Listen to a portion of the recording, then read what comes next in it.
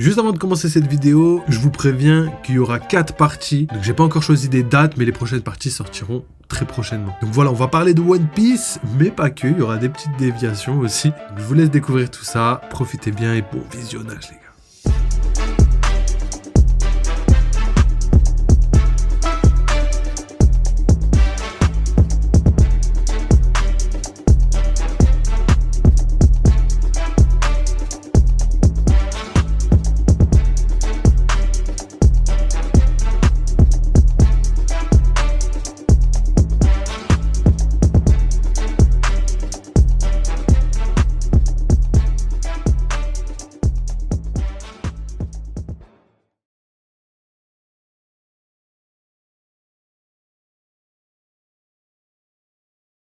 Salut l'équipe, j'espère que ça va, bienvenue aujourd'hui pour un nouveau live, petit live discussion, on va justement répondre à vos questions, à vos interrogations sur One Piece, mais aussi aux commentaires, surtout théories de la chaîne, puisque je sais qu'il y en a beaucoup, ça faisait très longtemps que je devais faire ça, donc voilà les gars. Donc n'hésitez pas à vous installer, à vous manifester les gars, qu'on puisse discuter, n'hésitez pas à poser vos questions, tout ce que vous voulez les gars, je suis grave bouillant, j'espère que vous aussi, et on va faire ça en détente, hein. Donc vas-y, on va lancer vite fait les commentaires, donc voilà les gars, je vais même mettre... comme ça, c'est encore mieux. Voilà, comme ça, je préfère. Premier commentaire. Donc, les gars, voilà, on va recommencer à répondre aux commentaires. Et là, le tout premier commentaire, c'est le commentaire de Michel Pierrard. Donc, je sais pas si j'ai le droit de le dire, les gars, mais désolé si vous voulez pas que je dise votre place, je ferai attention. Donc, voilà, petite théorie sur les armes antiques. Donc, les armes antiques ont besoin d'un catalyseur. Donc, Shirahoshi est un catalyseur et Momonosuke aussi. Pour ce qui est de l'arme de Imu, il reste une question sans réponse. Comment Imu a-t-il fait disparaître God Valley s'il ne disposait pas de Mother Flame? Il n'y a que deux solutions possibles. Soit Imu a utilisé un autre catalyseur et a donc bien détruit God Valley, et dans ce cas, la question du comment il a fait reste un mystère. En soi, ce serait la réponse la plus logique. God Valley est une arme antique que Imu a réveillée après avoir massacré le peuple de l'île, ce qui expliquerait la présence de Xebec sur l'île et pourquoi Roger s'est opposé à lui. Après la défaite de Xebec, Imu en a profité pour mettre la main dessus, mais encore une fois, s'il y a un hic à cette hypothèse, si Imu a récupéré l'arme qu'il y a 20 ans, comment a-t-il provoqué la montée des eaux de 200 mètres il y a 800 ans? Imu détient son arme depuis 800 ans mais ne pouvait plus l'utiliser faute d'énergie, et dans ce cas, la disparition de God Valley reste un mystère. Soit il l'utilisait avec une autre source d'énergie, il sacrifierait, je pense, très certainement les Lunaria pour alimenter grâce à leur flamme, ce qui n'aurait rien de surprenant quand on connaît le personnage. Soit il a conçu sa propre arme avec les plans qu'Ener a volé sur Bilka et détruit l'île pour éliminer tous les témoins, mais pour moi, je n'en démords pas, Imu ne détient aucune des 3 armes antiques, il s'agit bel et bien d'une 4e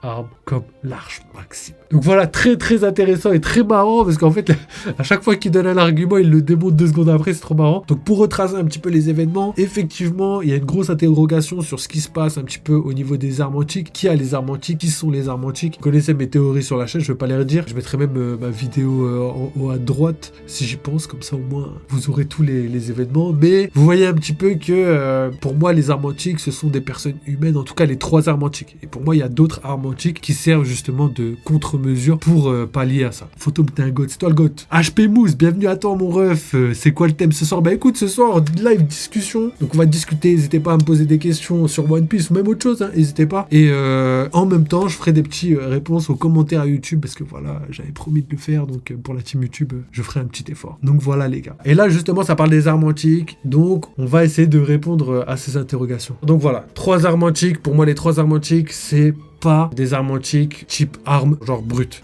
ni brutale ni brute, parce que pour moi ces armes antiques c'est des humains qui ont hérité d'un don divin, et c'est pour ça qu'ils portent le nom d'un dieu. C'est parce que voilà, il y a le côté divin, le côté héréditaire. Donc voilà les gars, pour moi c'est ça. Ensuite, pour l'arme que Imu-sama a, pour moi c'est une interprétation de Vegapunk. HP Mousse qui nous a dit merci, bah du coup tu penses que Franky aura un développement au sujet de Pluton sur Elbaf? Ça va et toi? Bah écoute, moi tout va bien les gars, hein. Aujourd'hui un peu fatigué ce matin, je me suis levé hyper tôt. Donc voilà, je suis KO technique, et en plus je live tard parce que j'avais pas le temps les gars, j'avais trop de taf. Mais voilà, on va pas se plaindre, ça fait plaisir. Au contraire, des fois ça fait plaisir d'avoir du taf, et aujourd'hui je suis vraiment content. Donc voilà. Alors, pour répondre à Franky, Pluton sur Elbaf, je vais réfléchir, je te dis ça tout de suite, bouge pas. Je réponds juste au dernier com et je lance ça. Alors, Gapadel qui nous dit, moi j'ai une théorie, bah vas-y, tu vas nous partager ça, je suis chaud de ouf. Hein. J'ai l'écro. T'as l'écro de One Piece, t'as l'écro de théorie, ou t'as l'écro, t'as juste faim. Parce que même moi j'ai faim, les gars. Dites-moi ce que vous avez mangé. Putain, ouais, j'ai pas mangé encore, les gars. Oh là là, je crois que je vais me faire un sandwich poulet. Vraiment basique parce que j'ai vraiment la flemme. Genre mayonnaise maison, poulet.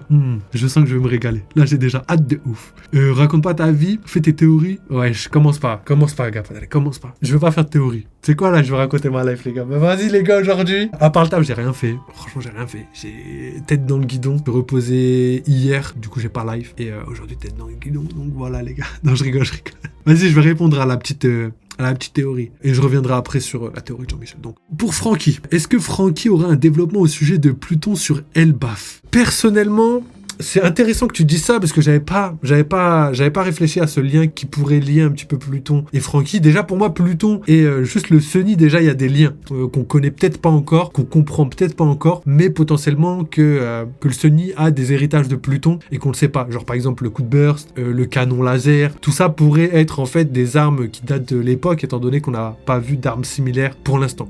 Donc à voir. Ça c'est une première chose. Ensuite, ce qui est intéressant, c'est que j'avais fait une théorie, les gars, je sais pas si vous vous rappelez, si vous êtes assidus sur la chaîne ou pas, mais j'avais parlé du fait qu'en fait Elbaf, faut savoir que c'est inspiré de la mythologie viking. Et en fait les Vikings, ils sont très très forts au niveau naval. À leur époque, il y a une théorie qui dit, je sais plus, c'est un grand homme qui avait dit ça, si jamais les Vikings auraient été à Rome, c'est-à-dire géographiquement, s'ils auraient vécu, grandi et s'ils s'étaient développés à Rome, et ben géographiquement, ils auraient pu conquérir quasiment la planète entière, tellement ils avaient des connaissances de malades en navigation, tellement ils étaient forts et tout. Et en fait, s'ils n'ont pas pu conquérir autant de territoire, c'est parce que voilà, ils étaient pas assez bien localisés en termes géographiques. C'était vraiment compliqué pour eux de voyager. Mais si je vous dis ça, c'est parce que s'ils sont très forts en ingénierie navale, j'avais émis une théorie qui disait que vu qu'en fait Kid il a perdu son bateau, vu qu'en fait Lo il a perdu son bateau, vu qu'en fait Bartholoméo il a perdu son bateau, je me dirais ce serait pas trop lourd que ces trois gars ils se retrouvent tous au même endroit, qu'ils se fassent en fait des navires de malade malade mental,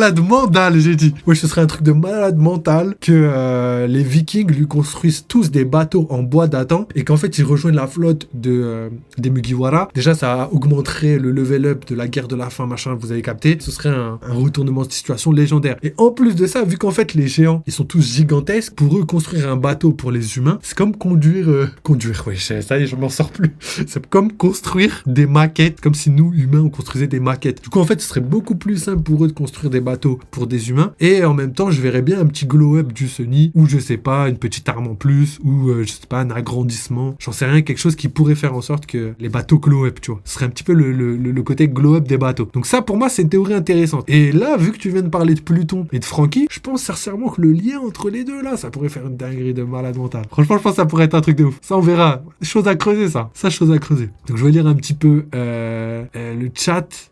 J'ai la dalle de théorie, je suis en manque. Ben écoute, bienvenue frérot, parce que depuis le temps, là, il y a tellement de théories qui fusent, là, surtout que Elbaf commence. Et on est sur notre fin, étant donné qu'on n'a pas assez de contenu. Tiens, il y a DVM, je vous avais pas vu les gars, Salam les frères. Et ben écoute, salam à toi mon ref, bienvenue, comment tu vas? Est-ce que ça va, la forme? Qu'est-ce que tu racontes? Qu'est-ce que t'as fait aujourd'hui frérot? N'hésite pas à nous dire. Franchement, c'est ça. Anecdote love. Vas-y si tu veux.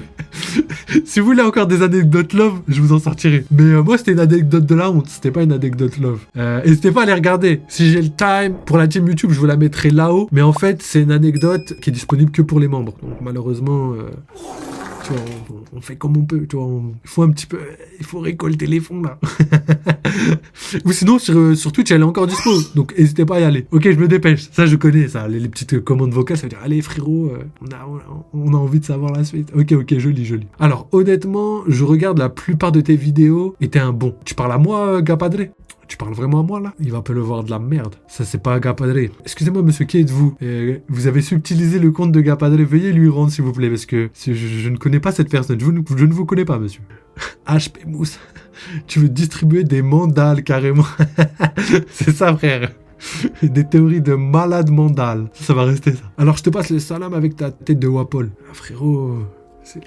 C'est le plus gros CSC, j'ai jamais vu ça, tête de Wapol. Hein. Le glow-up, ok, Morgan Makeup. Mais c'est vrai, ce serait un putain de glow-up pour les bateaux. Hein. En vrai de vrai, hein. J'aimerais bien. DVM, salut vidéo, j'ai regardé tes vidéos et j'aime beaucoup vos théories gustatives. Ça y est, vous commencez les gars, vous commencez. Donc voilà les gars. Hein. Donc n'hésitez pas à me poser des questions. Comme ça, moi, je réponds directement à vos théories. Si jamais vous voulez savoir quelque chose, qu'est-ce que tu penses de ça? Est-ce que tu crois que Loki, c'est une arme antique? Est-ce que tu crois que y a le dieu soleil, c'est un roi d'Elbaf et qu'en fait, il aurait hérité d'une tradition qui viendrait de Nika, le dieu soleil, etc., etc. Je sais pas si vous êtes à jour, mais les gars, à jour, vous comprendrez ce que je veux dire. Gapadre, bonsoir, fantôme. Que penses-tu de l'évolution du cours de l'or? Ben écoute, c'est vrai qu'il y a beaucoup d'incertitudes sur le marché en ce moment. Donc forcément, il y a une grosse crainte au niveau de la récession aux États-Unis, étant donné que les États-Unis, eh ben forcément, c'est le dollar et le dollar, c'est un peu la monnaie mondiale. Les investisseurs ont peur d'une récession et ont peur d'investir dans les actifs risqués. Donc ils préfèrent investir dans l'or pour sécuriser leur pactole. Mais en fait, les gars, derrière, on va dire, les gros acteurs, les grosses finances mondiales commencent à investir dans des gros fonds, que ce soit les ETF, que ce soit en train de défier, on a quitté One Piece. Les gars, me lancez pas n'importe quel sujet, les gars, je suis là, je suis à jour. Hein. Mais ouais, le cours de l'or, c'est vrai qu'il monte beaucoup parce qu'il y a des craintes aux États-Unis au sujet de la récession à cause de l'inflation et aussi le marché du travail. Surtout le marché du travail parce que l'inflation descend, mais ils ont peur qu'il y ait une hausse au niveau du taux de chômage et c'est ce qui craint le plus en fait. Ça pourrait cacher une récession et on pourrait avoir une année un peu difficile et du coup ça impacterait tous les marchés boursiers actions, mais aussi les marchés crypto. Donc voilà pour répondre à Gapadre, n'hésitez pas les gars. Réaction à la vidéo, c'est KO de Balokris, d'Iconic et Chacola. Ah frérot, la vidéo, je flemme. Flemme de ouf.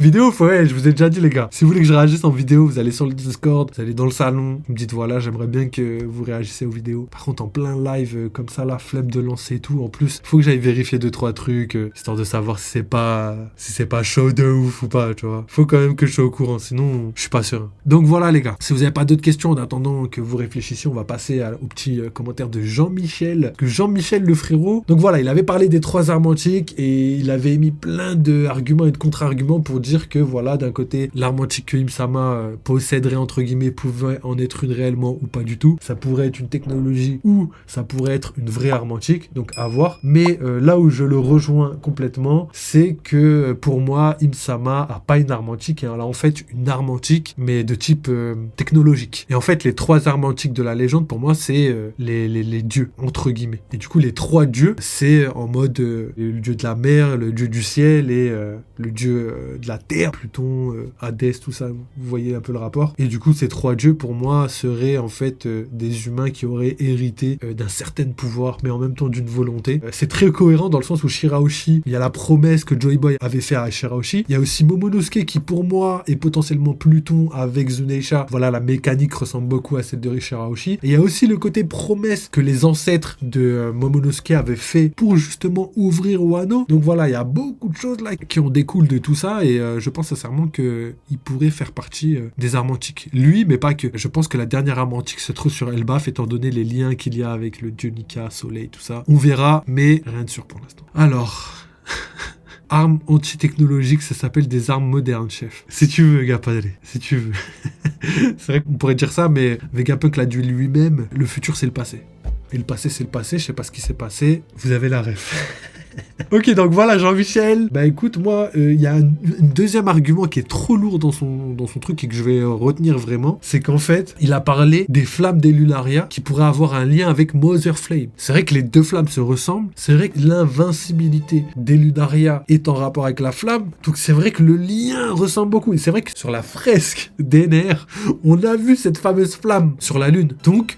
À voir les gars. Ok la fouine. Mais non frère, vous avez pas la ref. C'est comment il s'appelle, Jans. Je crois qu'on l'a dit dans le précédent live. Jans il disait ça. Je sais pas ce qui s'est passé, mais le passé c'est le passé. Voilà quoi.